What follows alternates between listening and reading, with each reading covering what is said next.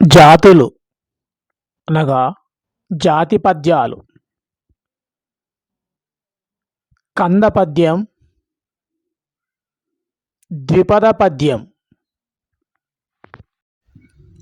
కంద పద్యం ఈ పద్యంలో 4 పాదాలు ఉంటాయి. 1-3 పాదాలకు 3 గణాలు, 2-4 పాదాలకు 5 గణాలు ఉంటాయి. 1-2 పాదాలు ఒక భాగంగా, 3-4 పాదాలు ఒక భాగంగా ఉంటాయి. గగ, భ, జ, స, నల అనే గణాలనే వాడాలి.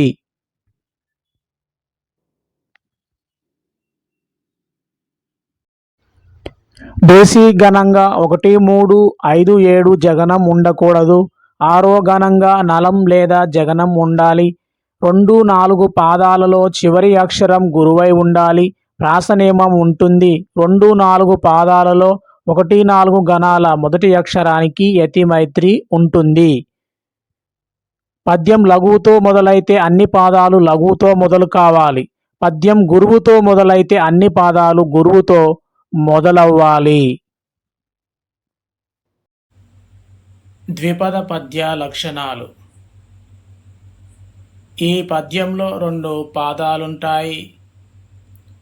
ప్రతి పాదంలో 3 ఇంద్రగణాలు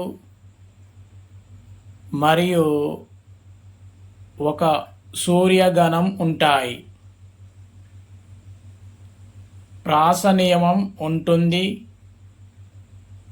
ప్రతి పాదంలో 1-3 గణాల మొదటి అక్షరానికి యతి మైత్రి ఉంటుంది.